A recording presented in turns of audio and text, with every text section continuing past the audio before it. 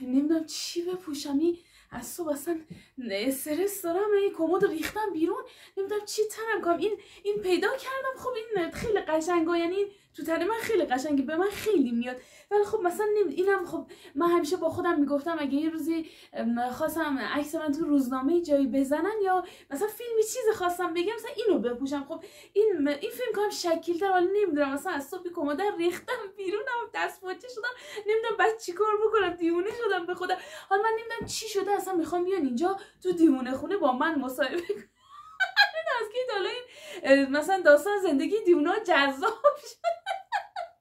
اصلا هول شدم. بعد حالا اینا به من میگن دیوونه، اینا به خدا خودشون دیوونه تن. این همین پرستار هر روز اینجا تو حیاط را میره دماغشو عمل کرده، این به خدا از من دیوونه تر. حالا بگو چرا؟ این از دستشویی که میاد من نگاش میکنم هر روز از اینجا دیگه، از دستشویی که میاد دستاش همینطوری بالا میگیره تا برسه به سالن. مبادا به جای بخوره، یعنی اگه سر انگشتش به دیوار جای بخوره این دوباره برمیگرده میره پیش. تو خدا یعنی باور کنین از من دیوونه تر اصلا. حالا من نمیدونم مثلا اینا بیان از من چی میخوام بپرسم، میدونی؟ خب من نمیدونم از کجا شروع کنم، مثلا چی بگم از پریسا مثلا.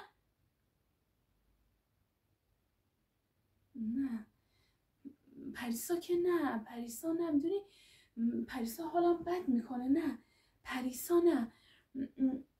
خب مثلا از این میگم که چی شد من اومدم مثلا دیوونه خونه، یا نه از این میگم که از کی اومدم، از شب زلزله میگم که مثلا زلزله اومده بود. خب بالاخره بازم باید از پریسا بگم دیگه، فرق نمیکنه، این همش ختم میشه به پریسا.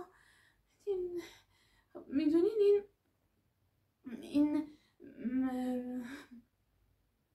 شبی که زلزله اومد من داشتم تو آشپزخونه کتلت درست میکردم، کتلت سیب زمینی. بعد پریسا کتلت سیب زمینی خیلی دوست داشت. این تو اتاقش داشت یه عروسک بود، با اون عروسک بازی میکرد، یه عروسک سیاه موش فرفر خیلی زشت بود. من همیشه بهش میگفتم پریسا این عروسک چی اینقدر زشته تو اینو دوست داری؟ میگفت مالی از همه عروسکام خوشگل داره، از همه عروسکاش هم بیشتر دوستش داشت. یعنی مدام دستش بود با اون بازی میکرد، با اون میخوابید، با اون از خواب بیدار میشد، یک ذره دستش بود. بعد من این کتلت رو که داشتم این رو میکردم این نسوزه، این قاشقی که زدم تو مایتابه یهو نمیدونم اصلا چی شد، این 4 ستون خونه دیدم داره میلرزه. من دویدم سمت اتاق که برم مثلا پریسا رو بگیرم، که خونه ریخ رو سر.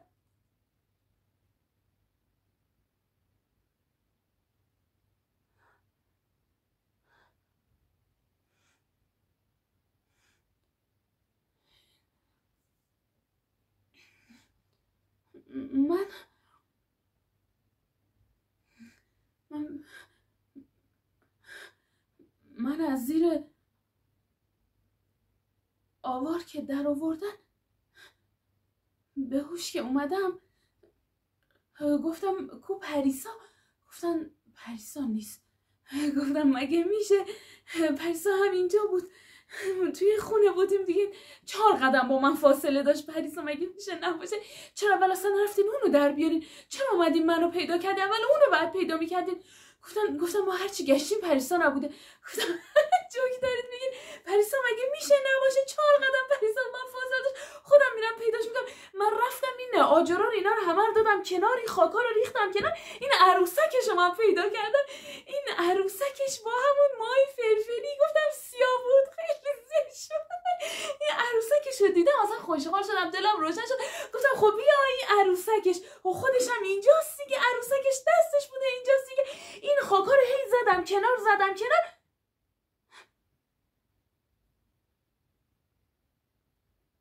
پیداش نکردم.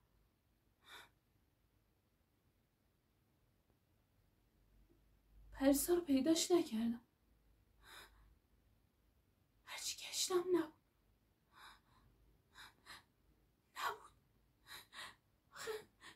آخه مگه میشه؟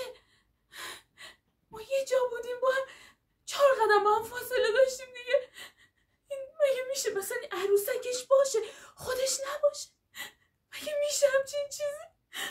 نبود، هرچی گشتم نبود. اینا به من گفتم پریسا مرده. گفتم نه مرده.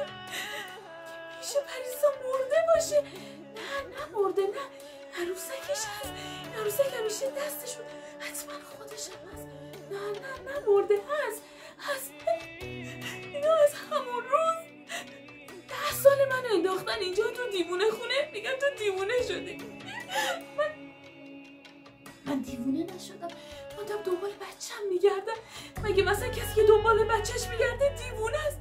من دیوونه، خدا این از من دیوونه ترن. تک تکشون یه عیب و ایراد دارن. به خدا از من دیوونه ترن. به من میگن دیوونه. بابا من دنبال بچه‌م میگردم دیگه. مگه مثلا این مادری که دنبال بچه‌ش میگرده دیوونه است؟ خب من مادرم دیگه. من بدون بچه‌م نمیتونم زندگی کنم. نمیتونم نفس بکشم اصلا. مگه میشه مثلا عروسک زشت سیاهشو پیدا کنم بعد خودش نباشه؟ نمیشه همچین چیزی. اینا میگن تو دیوونه شدی، تو دیوونه. من دیوونه نیستم بابا جان. من دنبال بچه‌م میگن. اینا مادر نشدن بفهمم من چی میگم. مادر نشدن دنبال بچه‌شون بگردن زیر اون همه خاک که ببینم بچه‌شون نیست چه حالی بهشون دست میده. اینا نمیفهم.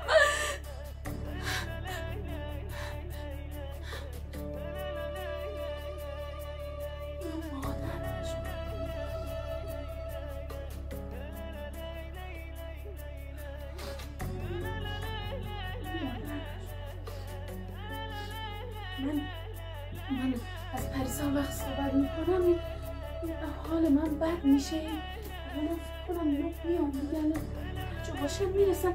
نمیدونم بالاخره کدوم بپوشم. مثلا همیشه دلم میخواسته اینو بپوشم ولی خب الان نمیدونم دو دل شدم اینم دیدم. مثلا اینو خوب مثلا میگم این تو تنم قشنگتر شکیلتر. حالا نمیدونم فکر کنم خیلی جذاب باشه. اصلا موندم الان میرسم. باور کن من برم یه کدوم از اینا بپوشم. نه هر جا باشن الان میرم.